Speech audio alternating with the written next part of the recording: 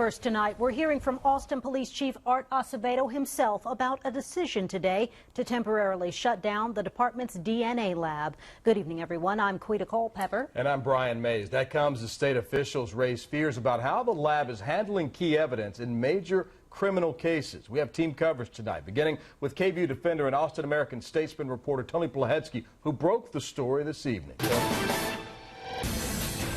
Brian and Quita, this means that APD will have to ship out countless DNA samples to the state crime lab or to private labs across the country.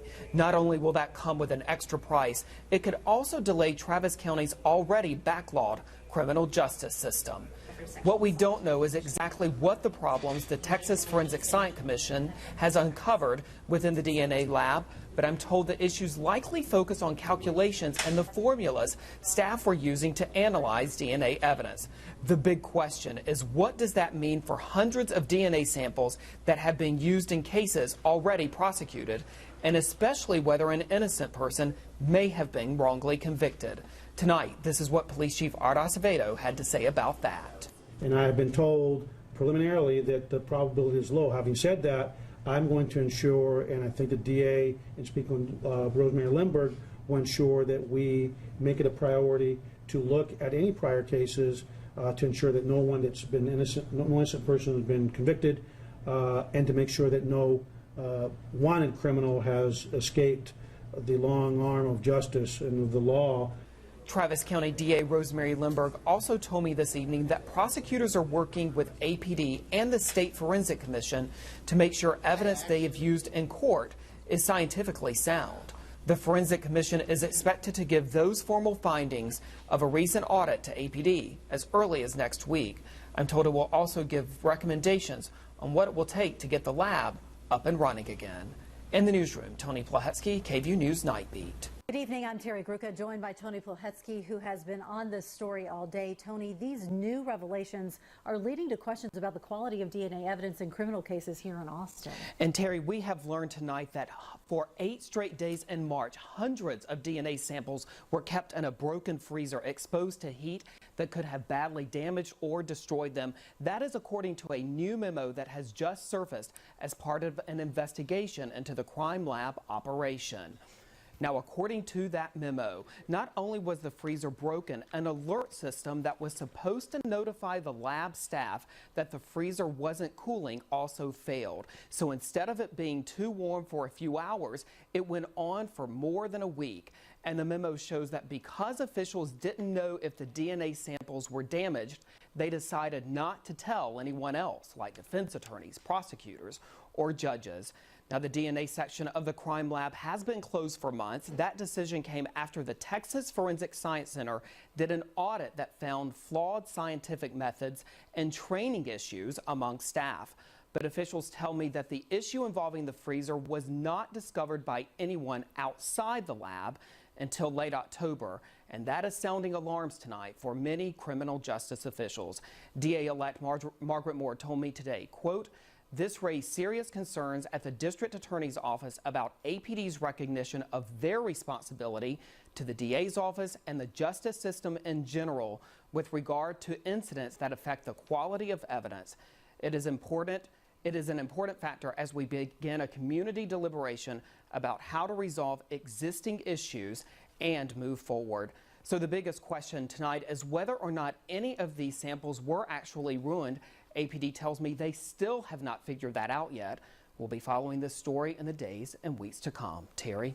We begin tonight with a KVUE Defenders and Austin American-Statesman exclusive. More fallout in the growing Austin Police Crime Lab saga.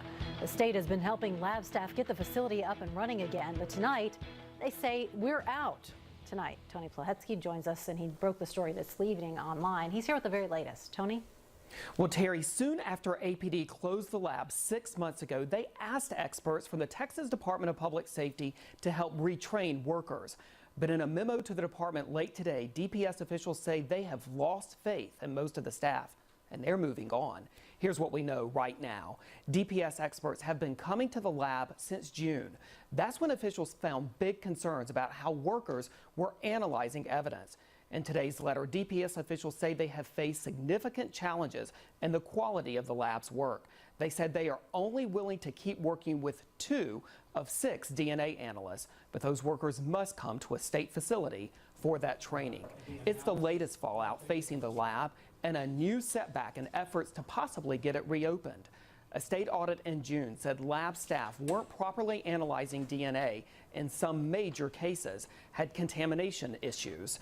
The audit led APD to close the facility. APD Interim Chief Brian Manley tells me, quote, "We are going to meet with our staff to get a better understanding of what happened during the training, as well as more discussions with DPS to find out why they only want to move forward with 2. Meanwhile, officials tonight are reviewing up to 6,000 cases with DNA evidence from the lab. They want to know whether anyone walked free because of shoddy work, and most importantly, Terry, whether a mistake may have put an innocent person behind bars. Lots to figure out still. Tony, thank you. Out tonight from the troubled Austin Police DNA lab, and officials are warning it could hit all of us in the wallet. KVUE Defender and Austin American Statesman reporter Tony Plahetsky is following this issue for us. He joins us now live in the newsroom. Tony? Well, Terry, get ready to pay. That is what Travis County Judge Sarah Eckhart tells me.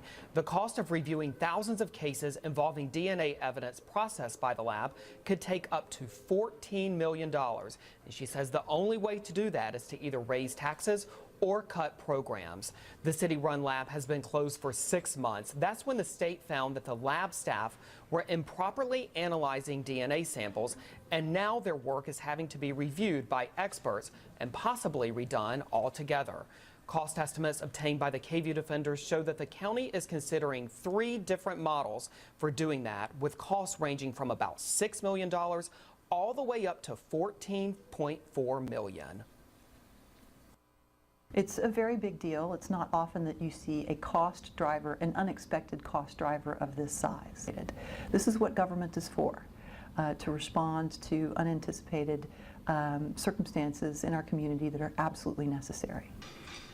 There are other expenses likely too. Officials are looking to hire a team of experts to advise them in coming weeks about whether APD should reopen the lab or have it independently run. Now, this is the latest unwelcome surprise about the lab. Last week, we first told you about how a freezer holding hundreds of samples sat broken for 8 days and how staff decided they didn't need to tell anyone else in the entire criminal justice system. Terry. The now